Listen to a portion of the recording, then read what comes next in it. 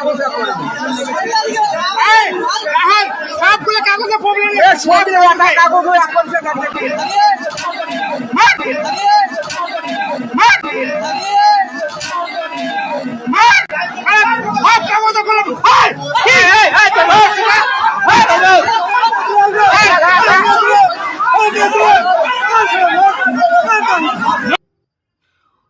বাবার এ কি কাণ্ড আপনারা দেখলেন বন্ধুরা। একজন মাইক্রো অবজারভার অফিসারকে কার্য চর মারলেন, মানে কি কাণ্ড। এই ঘটনাটি ঘটেছে দক্ষিণ দিনাজপুরের কুমারগঞ্জে। মানে কি হচ্ছে বা এসআরকে নিয়ে কি হচ্ছে, এটা এসআরকে নিয়ে এটা কি হচ্ছে আমি এখন খুঁজে পাচ্ছি না। যেভাবে মনিরুল ইসলাম ফারাক্কার এমএলএ যিনি ছিলেন, তিনি সেই দেখেছিলেন বিডিও অফিস ভাঙচুর করেছিল, চেয়ার মেয়ার ভেঙে চুরমার করে দিয়েছিল, আগুন ধরিয়ে দিয়েছিল। আর এখানে দেখুন একজন মাইক্রো অবজার অফিসারকে কাজে চর মারলেন। মানে কি চলছে এসআর নিয়ে, এটা মানে ভাবা যায়?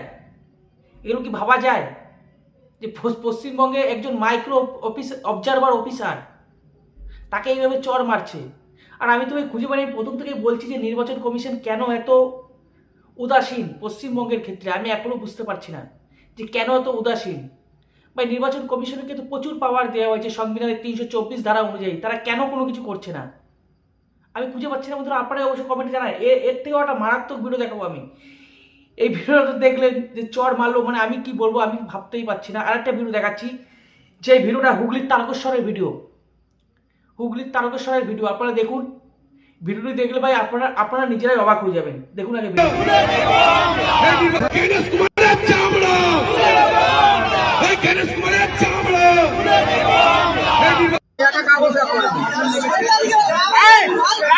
সবগুলো কাগজে প্রবলেম সব কাগজ এখন সে দেখে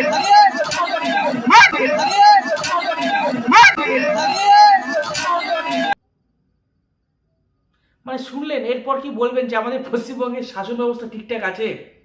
কার্যত তারকেশ্বরের ভিডিওটা আপনারা দেখলেন, সেখানে কার্যত নির্বাচন কমিশনের নাম ধরে ধরে বলা হচ্ছে যে চাপড়া গুটিয়ে দেবো, মাইক লাগিয়ে বলা হচ্ছে। ভাবুন কীভাবে মানুষদের খেপানো হচ্ছে, মানে মানুষদের কীভাবে খেপানো হচ্ছে। যেখানে নির্বাচন কমিশনের চামড়া গুটি দিয়ে বলা হচ্ছে, সেখানে যে মাইক্রো অবজারভার অফিসার রয়েছে তাকে তো চর মারতেই পারেন, এই জিনিসটা কিন্তু হয়ে যাচ্ছে পশ্চিমবঙ্গে, ক্রমাগতভাবে হয়ে যাচ্ছে। আর আমি একটা জিনিস খুঁজে পাচ্ছি না। আমার মনে হচ্ছে, দেখুন যখন এই এসআইআরটা শুরু হয়েছিল তখন ভেবেছিলাম যাক ভালো কিছু একটা হচ্ছে, যে সমস্ত অবৈধ ভোটার তাদের নাম বাদ যাবে, ভুতুরে ভোটার তাদের নাম বাদ যাবে এবং স্বচ্ছ একটি তালিকা তৈরি হবে, আমরা সঠিকভাবে ভোট দিতে পারবো, এমনটি আমরা মনে কিন্তু আশা ছিল। আমার মতো অনেকেরই আশা ছিল। কিন্তু আজকে এখন দিন দিন যাচ্ছে আর দেখতে পাচ্ছি ভাই এ কি হচ্ছে। এ তো মনে হচ্ছে এশিয়ার নিয়ে কার্যত গণ্ডগোল লেগে গেছে এবং মনে হচ্ছে তৃণমূলের হাতে একটা অস্ত্র তুলে দিয়েছে নির্বাচন কমিশন। আর আপনারা দেখতে পাচ্ছেন এশিয়ার নিয়ে কীভাবে মানে হিংসাত্মক হয়ে পড়েছে তৃণমূলের কিছু লোক, কিছু বাহিনী, যেখানে মাইক্রো অবজারভার অফিসারকে আবার চর মারছে, এর থেকে আর কি বলবো।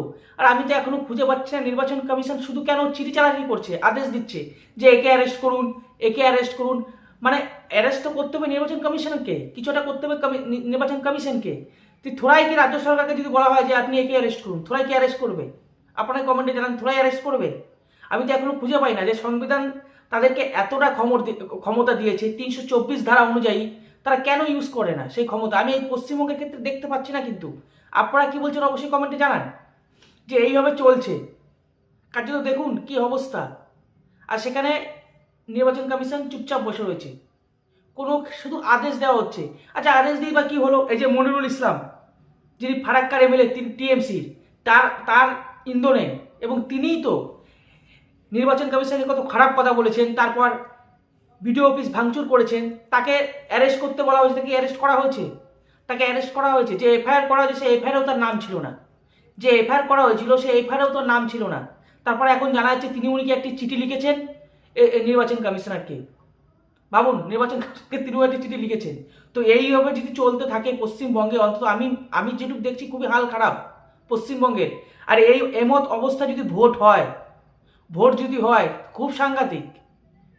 এরকম অবস্থা যদি ভোট হয় তো খুব সাংঘাতিক। আমি তো মনে করি পশ্চিমবঙ্গের সাধারণ যারা নাগরিক, সাধারণ সুষ্ঠু নাগরিক, তাদের পথে নামা উচিত। ভাই আগে এসে একটা ভালো করে হোক, তারপরে ভোট 1 বছর পর হোক, ক্ষতি নাই, কোনো তাড়াহুড়ো নেই। কারণ এই যে যা শুরু হয়েছে, এই এই ইস্যুতে যদি ভোট হয়, কত মানুষের যে প্রাণহানি ঘটবে, এবং আপনারা যারা ভোট দিতে যাবেন তারা নিজেদের প্রাণ ভাই বেঁধে তারপরে যাবেন। এই যা শুরু হয়েছে পশ্চিমবঙ্গে, আমি তো বলবো সাধারণ মানুষের বলা উচিত আমরা এখন ভোট বয়কট করছি ভাই, আগে 6 মাস 1 বছর কেটে যাক, মানুষগুলো শান্ত হোক, তারপরে ভোট হোক। এটা সাধারণ মানুষের বলা উচিত। কারণ আমরা যে মত দেবো সেই মতটা ভাই আসবে না, আমার যেটুকু মনে হচ্ছে। এইভাবে যদি চলতে থাকে, এই ইস্যু যদি ভোট হয়, আপনারা দেখতে পারবেন যে কাউন্টিং অফিসাররা যারা আসবেন তাদেরকেও কাউন্টিং করতে দেবে না। যেখানে হেরে যাবে বলবে না আমরা জিতেছি, জোর জবরদস্তি করে নিয়ে নেবে। এই যে অবস্থা হয়েছে, এবং এনারা কাউকেই ভয় পায় না। এই যে যেটা তৈরি হয়েছে আপনারা দেখতে পাচ্ছেন, এনারা কাউকেই তোয়াক্কা করে না, কাউকে ভয় পায় না।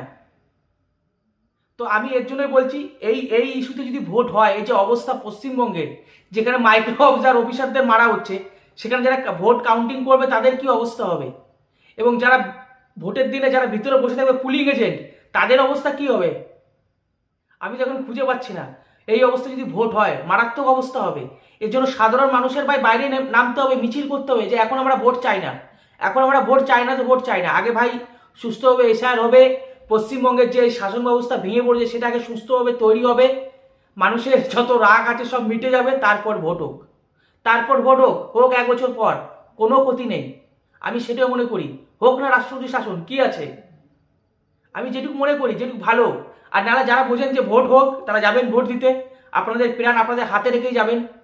এই যে অবস্থা হচ্ছে দেখুন, যেখানে অফিসের মধ্যে ঢুকে কার্যত মাইক্রো অবজার অফিসারকে চর মারছেন, একটু এদিক ওদিক হয়েছে, এই কাজটা করে দে, এখানটাই করে দে, শোনেনি, চর মেরে দিয়েছে।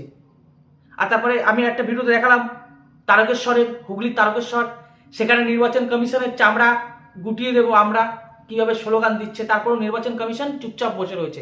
আমি জানি না কেন বসে রয়েছে, আমি জানি না, তাদেরকে প্রচুর পাওয়ার দেওয়া হয়েছে, তার সত্ত্বেও তারা বসে রয়েছে। আপনারা অবশ্য কমেন্টে জানান যে এটা কি হচ্ছে, এটা মানে এটা কি এসআইআর হচ্ছে?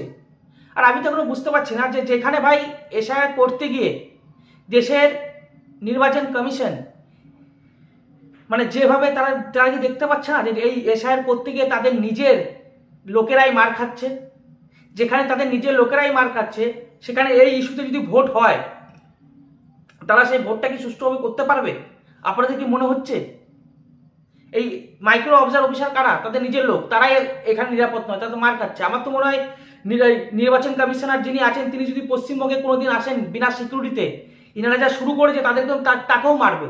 আমার যেটুকু মনে হচ্ছে, ইনারা যা শুরু করেছেন তাকেও মারবে, কারণ ইনারা কাউকে ভয় পায় না, ইনারা কাউকে ভয় পায় না, এরা তাকেও মেরে চামড়া মোড়া গুটিয়ে দেবে যদি যদি তার কাছে যদি কোনো ইয়ে না থাকে। মানে এতটাই আইন ব্যবস্থা ভেঙে পড়েছে পশ্চিমবঙ্গের।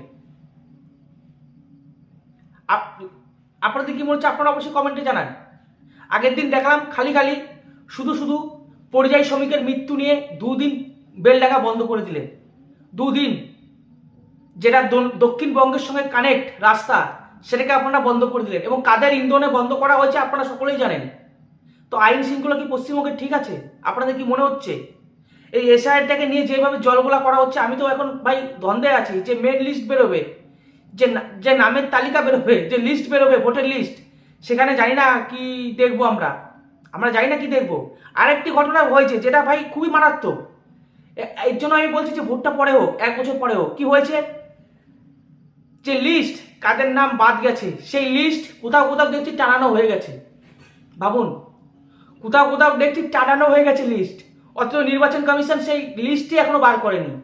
এখন নির্বাচন কমিশন তলব করছে যে আপনাদের কাছে কিভাবে নাম এলো, কিভাবে নাম হলো, মানে কি হচ্ছে আমি বুঝতে পারছি না। আপনারা অবশ্য কমেন্টে জানান। এরপর তো রাজ্যসভা প্রশ্ন তুলবে যে দেখুন একটা লিস্ট বের হয়েছে, আবার ওদিক থেকে আরেকটা লিস্ট বের হলো, মানে দিল্লিতে বসে এনারা কিছু করে নামগুলো বাদ দিচ্ছে, এরকম একটা প্রশ্ন তো উঠবে। মানে একটি অস্ত্র আরেকটি অস্ত্র রাজ্য সরকার হাতে তুলে দিচ্ছে বা তৃণমূলের হাতে তুলে দিচ্ছে। তাই প্রশ্নটা হচ্ছে কি করে নাম বেরোলো, লিস্ট কি করে বেরোলো, যাদের নাম বাদ গেছে তাদের নামের লিস্টটা কি করে বেরোলো, যেখানে নির্বাচন কমিশন বলছে যে আমরা এখনো দেয়নি নির্বাচন কমিশন, অথচ লিস্ট কোথাও ঝুলানো হয়ে গেছে, সেটা বাইরে বেরোলো কি করে? এটাই তো বড় প্রশ্ন। আপনারা অবশ্যই কমেন্টে জানান। আমি তো এখানে বলবো যে নির্বাচন কমিশন জানি না কি হয়েছে, পুরোপুরি অসহায়ের মতন রয়েছে পশ্চিমবঙ্গের ক্ষেত্রে। পশ্চিমবঙ্গের ক্ষেত্রে পুরোপুরি অসহায়।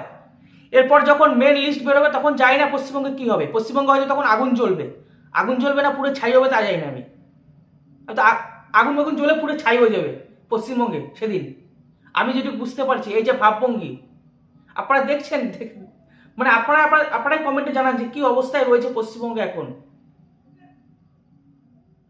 আপনারাই কমেন্টে জানান। এবং সেখানে কার্যত দেখতে পাচ্ছি যে নির্বাচন কমিশন পুরোপুরি নিশ্চুপ, অসহায়ের মতন রয়েছে, একেবারে চুপচাপ মানে বসে রয়েছে। তারা ভুলেই গেছে যে তাদেরকে সংবিধানের 324 ধারা অনুযায়ী অনেক শক্তিশালী ক্ষমতা দেওয়া হয়েছে। তারা যদি চায় যে আমরা ভাই এখনই মেলটারি না হবো, তারা নামাতে পারে, তারা নামাতে পারে পশ্চিমবঙ্গে। কিন্তু তারা কি করছে আমি জানি না। আপনারা অবশ্যই কমেন্টে জানান, আপনারাই অবশ্যই কমেন্টে জানান। তো ভালো থাকুন, সুস্থ থাকুন, রাম রাম, ভারত মাতাকে জয়, বন্দে মাতরম, জয় শ্রীরাম।